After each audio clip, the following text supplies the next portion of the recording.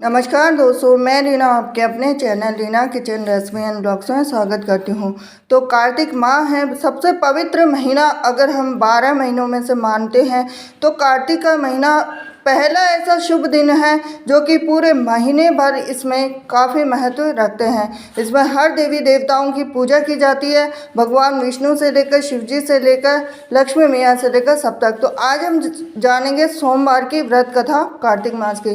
तो एक नगर में बहुत ही धनवान साहूकार रहता था। उसके घर में धन की कमी नहीं थी, परंतु वह बहुत दुखी था क्योंकि उसके कोई पुत्र नहीं था। वह इसी चिंता में दिन रात दुखी रहता था। पुत्र की कामना के लिए वह प्रत्येक सोमवार शिव जी का व्रत और पूजन किया करता था तथा सायंकाल मंदिर जाकर शिव जी के सामने दीपक जलाया करता था।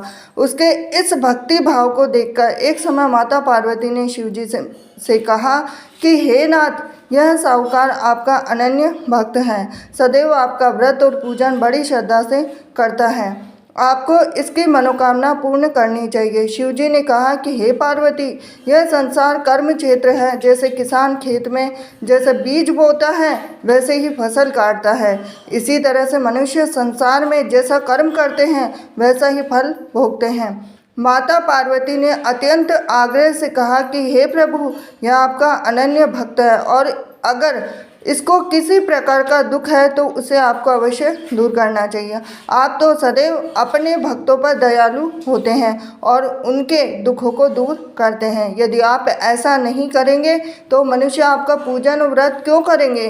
तो माता पार्वती का ऐसा आग्रह देखकर शिव जी कहने लगे कि हे पार्वती, इसके कोई पुत्र नहीं है, इसकी इसी चिंता में यह अति दुखी रहता है। अब इसके भाग्य में पुत्र न होने पर मैं इसको पुत्र की प्राप्ति तो दे सकता हूँ, परंतु वह भी 12 वर्ष तक जीवित रहेगा। इसके पश्चात वह मृत्यु को प्राप्त हो जाएगा। इससे अधिक मैं इसके लिए कुछ भी नहीं कर सकता हूँ।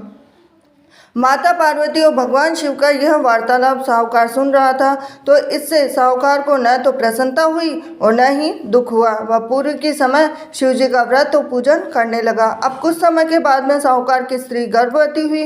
घर में बहुत धूमधाम से खुशियाँ मनाई गई, लेकिन साहूकार के मन में तो था कि वो तो केवल 12 वर्ष तक जिंदा रहेगा, उसके बाद में उसकी कोई भी आयु नहीं थी।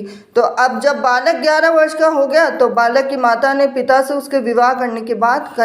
अब साहूकार बोला कि अभी तो इसको पढ़ाई लिखाई के लिए काशी भेजो, फिर उसके बाद में इनका विवाह करेंगे। अब साहूकार ने बालक के मामा को बुलाकर उसको बहुत सारा धन देकर बालक को काशी पढ़ने भेज दिया। अब रास्ते में जावे तो यज्ञ ब्राह्मण को करावे, दक्षिणा देते हुए जावे। तो दोनों मामा भांजे यज्ञ करते हुए गए, ब्राह्मण को भोजन कराते हुए गए। अब रास्ते में एक शहर पड़ा और उस शहर के राजा की कन्या का विवाह हो रहा था, परंतु जो राजकुमार विवाह करने के लिए आया था वो तो खुद ही करना था।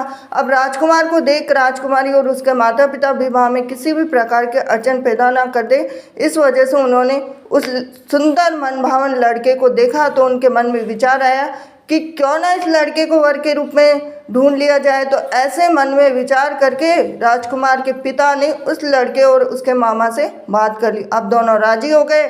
दूल्हे का वेश बनाकर उनको कपड़े पहनाकर घोड़ी पर बिठा दिया। अब कन्या के द्वार पे पहुंचे तो सभी कार्य उनकी प्रसन्नता से पूर्ण हो गए।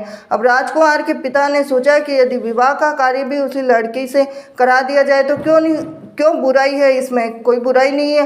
तो ऐसा विचार कर लड़के और उसके मामा से कहा, यदि आप फेरों और कन्यादान के काम को भी करा दें तो आपकी कितनी कृपा होगी। अब सेठ का पुत्र जिस समय जाने लगा तो उसके राजकुमार की चुनरी के पल्ले पर लिख दिया कि तेरा विवाह मेरे साथ हुआ है, परंतु जिस राजकुमार के साथ तुझे भेजेंगे वो तो खुद ही करना है। अब मैं काशी जी पढ़ने जा रहा हूँ। अब सेठ के लड़के के जाने के पश्चात राजकुमारी ने जब अपनी चुनरी पर ऐसा लिखा हुआ पाया तो अंधे राजकुमार के साथ जाने से मना कर दिया।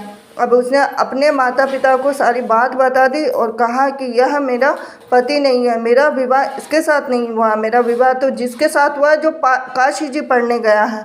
अब राजकुमारी के माता पिता ने अपनी कन्या को विदा नहीं किया और बारात वापस चली गई। अब उधर सेठ का लड़का मामा काशी पहुँचे। अब वहाँ जाकर उन्होंने यज्ञ कराया, लड़के ने पढ़ना शुरू किया। अब जैसे ही उसकी उम्र 12 वर्ष थी तो लड़के की अचानक तबीयत खराब हो गई। अब उसने अपनी मामा को बोला कि मेरी तबीयत बिल्कुल भी ठीक नहीं है। तो मामा ने कहा कि अंदर जाकर सो जा। थोड़ी देर में ही उनके प्राण निकल गए। जब उसके मामा ने कहा कि उसका भांजा मृत पड़ा तो रोना पीटना मचा दूंगा, तो यज्ञ का काम अधूरा रह जाएगा। अब यज्ञ का कार्य जैसे ही समाप्त हुआ तो सबने रोना पीटना शुरू कर दिया। अब उधर से माता पार्वती और शिव जी जा रहे थे। जब उन्होंने ज़ोर ज़ोर से रोने की आवाज़ सुनी तो पार्वती जी कहने लगे कि हे नाथ, कोई दुखिया रो रहा है, इसके कष्ट को दूर कीजिए। जब शिव पार्वती वहाँ पहुँचे तो उन्होंने पाया कि वहाँ एक लड़का था, उसको आपने वरदान से उत्पन्न हुआ है। तो शिव जी ने कहा कि हे पार्वती, इसकी आयु इतनी ही थी, वह भोग चुका है। तो पार्वती जी ने कहा कि हे नाथ, इस बालक को और आयु दे दो, नहीं तो इसका माता पिता तड़प तड़प कर ही मर जाएंगे। माता पार्वती के बार बार आग्रह करने पर शिव जी ने उसको जीवन का वरदान दिया। शिव जी की कृपा से उसका लड़का जीवित हो गया। अब इसके बाद में माता पार्वती कैलाश पर्वत चले गए। शिक्षा पूर्ण होने पर जब लड़का और उसके मामा यज्ञ करते हुए ब्राह्मणों को भोजन कराते हुए दक्षिणा देते हुए घर की ओर चले तो रास्ते में उसी शहर में आए और जहाँ उस लड़के का वहाँ की राजकुमारी से विवाह हो रहा था, वहाँ जाकर उन्होंने यज्ञ प्रारंभ किया। लड़के के ससुर जी आए, राजा ने उनको पहचान लिया, महल में ले जाकर उनकी आव भगत की, जैसे दास दासियाँ सहित आदर पूर्वक अपनी राजकुमारी और जवाई को विदा दिया। वहां से विदा होकर सेठ का लड़का अपने मामा और पत्नी सहित उसी तरह यज्ञ कराते हुए ब्राह्मणों को भोज कराते हुए दक्षिणा देते हुए अपने घर के लिए चले गए। घर जाकर लड़की ने अपने माता पिता को सारी बात बताई। इससे वे बहुत ही प्रसन्न हुए। शिव पार्वती, जैसे आपने सेठ और उसके परिवार को दिया वैसे सभी को देना। सोमवार व्रत कथा कहने सुनने हुकारा देने वालों को सबको देना। ये थी आज की सोमवार की व्रत कथा।